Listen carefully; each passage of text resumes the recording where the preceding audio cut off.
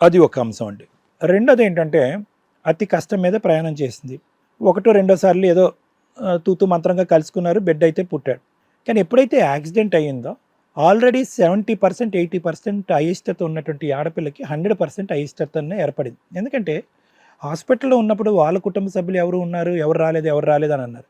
అసలు మీ చేదోడు వాదోడుగా ఉండవలసిన నీ భార్యే నిన్ను హాస్పిటల్లో పెట్టుకుంటే పిల్లోడిని ఎత్తుకుని వెళ్ళిపోయింది అంటే ఇంకా అక్కడ ఇంకా కంప్లీట్గా మనకు పిక్చర్ క్లియర్ అయిపోయింది ఈరోజు. ఇదేంటి అసలు ఈ అమ్మాయికి అంటే ఇంకా ఒరిజినాలిటీ బయటకు వచ్చింది. అప్పటికే బహుశా మీకు అర్థం అయి ఉంటుంది, ఈ అమ్మాయి అతి కష్టం మీద ముళ్ళకంప మీద కూర్చున్నట్టుగా నా దగ్గర సంసారం చేస్తున్నారా బాబు అని మీకు అర్థమైంది. మీకు ఎప్పుడైతే భర్త యాక్సిడెంట్ అయిన తర్వాత చావు బతుకుల్లో ఉన్నప్పుడు వెళ్ళిపోయిందో ఇంకా పూర్తి స్థాయిలో మీకు అర్థమైంది. బహుశా అప్పుడు ఆ టైంలో ఆ 4 నెలలు మీరు చావు బ్రతుకుల మధ్యన కొట్టుమిట్టలాడుతూ పూర్తిగా స్పృహలో ఉన్నారో లేదో నాకు తెలియదు. కాబట్టి అక్కడ వాస్తవ పరిస్థితులు మీకు తెలియదు. చాలా క్రూరమైనటువంటి అంశం అది, చాలా క్రూరమైనటువంటి అంశం. ఆ అమ్మాయి ఆ రోజు మిమ్మల్ని బెడ్ మీద వదిలేసి వెళ్ళిపోవటం. సో ఇంకా అక్కడి నుంచి ఏంటంటే ఏదైతే ఒక చిన్న గోరంత దీపం దేని గురించి అయితే కనుక ఊరు వాడ మాట్లాడుకుంటున్నారో దాని గురించి రవీంద్రతో ఉండు కాపురం చేయి అని చెప్పి చాలా సందర్భాల్లో ఈ అమ్మాయికి అంతకుముందు సద్దుమణికి చేసి పంపించి ఉండుంటారు. అర్థమైందండి? ఈ అమ్మాయి బలవంతంగా వచ్చింది, మీతో కాపురం చేసింది. ఎప్పుడైతే యాక్సిడెంట్ అయ్యిందో అందరూ నలుగురు మాట్లాడుకునేటటువంటి ఆ పాజిటివ్ యాంగిల్ ఏదైతే ఉందో అది కూడా ఆవిరైపోయింది. ఏంటి? మంచాన పడినటువంటి భర్త, ఆ తర్వాత లెగిసిన తర్వాత కూడా ఎంతవరకు కెపాసిటీ ఉంటుందో లేదో తెలీదు. కుడి చెయ్యి ఎడం చెయ్యి ఇప్పుడు బాగా వణుకుతున్నాయి. ఎటువంటి పనులకి అతనికి కెపాసిటీ ఉంటుందో తెలీదు. మాట ముద్దగా ఉంది.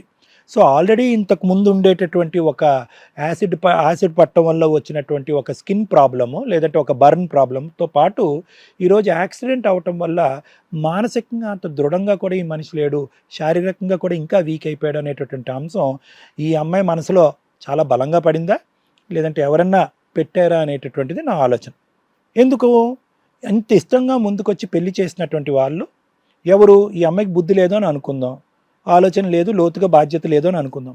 అట్లీస్ట్ తల్లిదండ్రులైనా అమ్మ మనం కోరి కావాలని పెళ్లి చేసుకున్నాం, ఆ అబ్బాయి మంచోడు అని బుద్ధి చెప్పటం పోయి మీరు వాళ్ళని వెళ్ళి సంప్రదించి అసలు ఏం జరుగుతుందని కనుక్కోవటానికి వెళ్ళినప్పుడే మీ అందరికీ నానా బూతులు తిట్టి మీకు అందరికీ గడ్డి పెట్టే పరిస్థితి వచ్చింది అంటే ఖచ్చితంగా ఈ అమ్మాయి బ్రెయిన్లో అటువంటి వ్యక్తితో నువ్వు ఉన్నా లేకపోయినా ఒకటేనమ్మా, పిల్లోడిని తీసుకొచ్చి వెనక్కి వచ్చేసాయి అని చెప్పేటటువంటి ప్రోత్సాహం అటువైపు వాళ్ళ కుటుంబ సభ్యుల నుంచి కూడా ఉందనేది నాకు ఇప్పుడు ఈరోజు అర్థమవుతుందా సార్? అంటే నేను ఇవన్నీ ఎందుకు వివరిస్తున్నాను అంటే the negativity in this marriage. ఒక 10% నెగిటివిటీ ఉంటే ఓకే మేడం కానీ నేను కానీ ఏమండి ఆ నెగిటివిటీని ఇలా తీసేద్దాం, అప్పుడు మీరు ఇలా ముందుకు వెళ్ళొచ్చు అని అన్నాను. ఇది 100 కాదు 200% నెగిటివిటీ. అంటే ఎక్కడా కూడా ఆవగింజంత కూడా రవీందర్కి ఈ పెళ్ళికి ఈ పరిస్థితికి ఆ బిడ్డకి ఒక పరువు కానీ ఒక విలువ కానీ ఒక వెయిటేజ్ కానీ లేదు. లేనటువంటి వాతావరణంలో ఈరోజు మీరు చాలా బాధ్యతాయుతంగా వచ్చి ఇక్కడ కూర్చుని ఏమంటున్నారంటే ఒకటే పెళ్ళి ఒకటే భార్య ఒకటే కొడుకు కదండి అని అంటున్నారు. కానీ వాస్తవానికి ఏంటంటే మీరు ఆల్రెడీ శారీరకంగా మానసికంగా దెబ్బతిన్నటువంటి మీరు అటువంటి అమ్మాయితో మీరు ప్రయాణం మొదలు పెడితే కనుక ప్రతిరోజు దొంగ పోలీస్ ఆటలా ఉంటుంది మీ జీవితం. అంతే, కాపురాల్లో ఉండదు, దొంగ పోలీస్ ఆటలా ఉంటుంది. మీరు అన్నా అక్కడ ఉండదు, అనకపోయినా అక్కడ ఉండదు.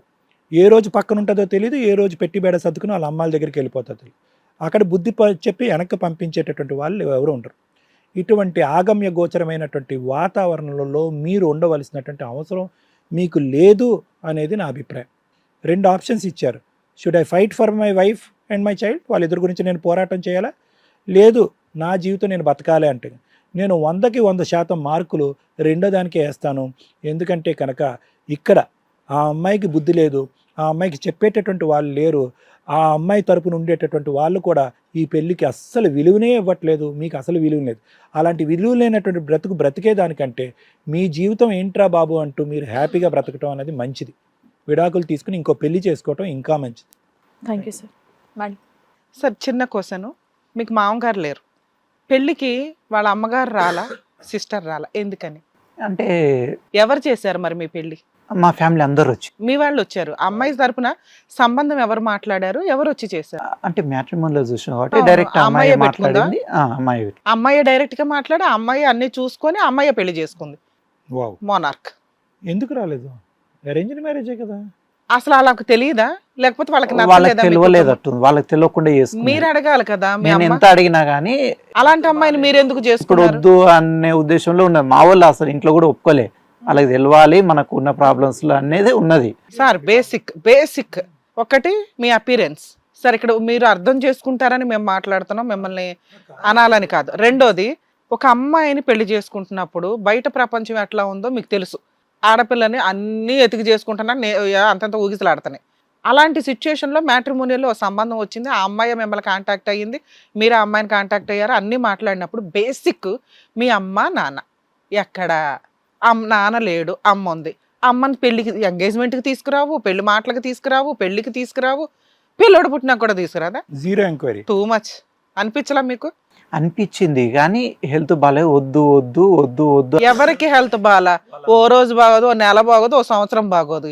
ఎన్ని సంవత్సరాలు బాగోదండి? అంటే మీ అవసరం కోసం మీరు పెళ్లి చేసుకున్నారు, ఓకేనా? ఇక్కడ ఎందుకు ఆ మాట మాట్లాడాల్సి వస్తుందంటే అవసరం. ఆ అమ్మాయి మోనార్క్, ఆ అమ్మాయి వెనకాల ఎవ్వరూ లేకపోయినా అమ్మాయి ఒక్కతే వస్తే చాలని స్వార్థంతో ఇక ఏ అమ్మాయి దొరకదురా బాబు ఇదే బెటర్ అనుకొని పెళ్లి చేసుకున్న అవసరం మంది. చేసుకున్న తర్వాత డే 1 నుంచి మీకు అర్థం అవ్వాలి, ఒకవేళ ఈ పిల్లతో ఏదైనా తేడా వస్తే ఎవ్వరూ మాట్లాడడానికి లేదు, అమ్మగారు అలా వెళ్ళి కేసులు వేసినా మనం కోర్టుల చుట్టూ తిరగాలి అని ఆ రోజు మనం అవసరం పక్కన పెట్టి జాగ్రత్త పడాలి. ఎందుకంటే మీరు సెన్సిటివ్ పాయింట్లో ఉన్నారు. అలాంటి వ్యక్తి ఒకటి మామూలు వ్యక్తి కంటే 100 రెట్లు ఆలోచించాలి. ఇప్పుడు ఈ తలనొప్పి పెట్టుకోవడమా అవసరమా? ఏం చూసి అమ్మాయి వస్తుంది? బ్యాక్గ్రౌండ్లో కనీసం సొంత అమ్మను కూడా పెళ్లికి తీసుకురావట్లా, మాట్లాడినవట్లా, ఉందో లేదో కూడా మనకు తెలియదు. తిన్నగా ఆవిడ చెప్తుంటే వింటున్నాం. ఇన్ని సర్దుకుపోయి పెళ్ళి ఆడపిల్ల అయితే చాలా కాదుగా. ఆ అమ్మాయికి ఏం జబ్బులు ఉన్నాయో తెలియదు, ఎన్ని పెళ్ళిళ్ళు అయినాయో తెలియదు, ఏమీ తెలియదు. అది చాలా దారుణం.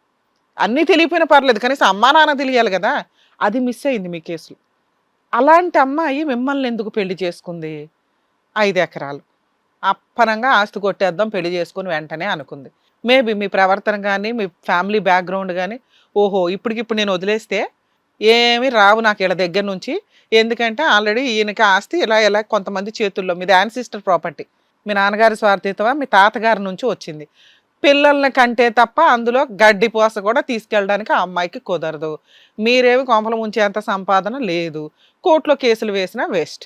ప్లాన్ 2కి ఎంటర్ అయ్యింది. ఓ ప్రెగ్నెన్సీయో పిల్లోడిన కంటే తప్ప వారసత్వపు ఆస్తి నాకు రాదు. ఎందుకంటే యాన్సిస్టర్స్ ప్రాపర్టీ అనేది భర్త ఉంటే భర్తకే మీ వారసత్వం కాబట్టి, భర్త లేకపోతే కోడలు అంటే మీ భార్య ఎవరైతే ఉంటుందో వారసత్వపు ఆస్తి ఆ అమ్మాయికి రాదు, మీ వారసులకు వస్తుంది. మీరిద్దరు ఉన్నా విడిపోయినా మీకు పిల్లలు పుడితేనే వారసత్వపు ఆస్తి వస్తుంది. ఆ ప్లాన్ 2కి వెళ్ళింది అనుకుందాం, మనకు తెలియదు, ఇక్కడ అంతా అనుకోవడమే. అది ఎందుకంటే కనీసం ఆ సెట్ అవ్వాలిగా మాకు స్టోరీ. ఒక బాబుని కనింది, వెంటనే కర్మ కొద్దీ మళ్ళీ మీకు యాక్సిడెంట్ జరిగింది. ఆ యాక్సిడెంట్ టైంలో వాళ్ళు పెట్టిన అలిగేషన్ ఏంటంటే చిన్న పిల్లోడిని ఇక్కడ ఉండి మిమ్మల్ని చూసుకొని పిల్లోడిని చూసుకొని ఇన్ని చేయలేదు కాబట్టి మీ ఇంటికి వెళ్ళమ్మా అన్నారు, ఆవిడే సర్దుకొని వెళ్ళిపోయింది పిల్లోడిని చూసుకోవడం కోసం అని. ఈలోపు మనకు తెలిసిన ఇంకొక 2 పాయింట్స్ ఏంటంటే పెళ్లికి ముందు దొంగతనం చేసింది, అక్కడ జ్యోతిష్యంలో ఏదో మంత్రాలు వేసే వాళ్ళ దగ్గర దొరికిపోద్దామో అని అక్కడ ఒక లీగల్ లిటిగేషన్ పెట్టింది. హిట్ టీవీ యాప్, ఇందులో short news, live news, entertainment shows, movies, digital magazines తో పాటు మీ జిల్లా వార్తలను కూడా ఫ్రీగా చూడొచ్చు. అంతేకాదు కేజీ నుంచి పీజీ వరకు విద్యార్థులకు స్కాలర్షిప్ కూడా అందిస్తున్నాం. ప్రతి వారం 10 మందికి లక్కీ డ్రా ద్వారా ఒక్కొక్కరికి 10,000 రూపాయలు అందిస్తున్నాం. ఇంకెందుకు ఆలస్యం, వెంటనే హిట్ టీవీ యాప్ ని డౌన్లోడ్ చేసుకుని ఫ్రీగా ఎంటర్టైన్మెంట్ పొందండి. Hit TV app. Hit TV app. Please download hit TV app. Hit TV యాప్ని ఫ్రీగా డౌన్లోడ్ చేసుకొని ఎంజాయ్ చేయండి. మీకు నచ్చిన ఎంటర్టైన్మెంట్ కోసం హిట్ టీవీ యాప్ ని ఫ్రీగా డౌన్లోడ్ చేసుకొని ఎంజాయ్ చేయండి. హిట్ టీవీ యాప్ని డౌన్లోడ్ చేసుకుని ఆస్వాదించండి, ఆశీర్వదించండి. ఇంతమంది సెలబ్రిటీలు హిట్ టీవీ యాప్ ని డౌన్లోడ్ చేసుకోండి అని చెప్తున్నారంటే ఎంత మంచి యాప్ ఆలోచించండి. అమెరికా అమెరికాలో చదవాలనుకునే వాళ్ళకి విశ్వసనీయమైన పేరు మన శౌర్య కన్సల్టెన్సీ. UK లో 1 year masters. UK లో 1 year masters. 2 years work permit up to 5 years visa. Contact Saurya Consultancy. Contact 89851 89851.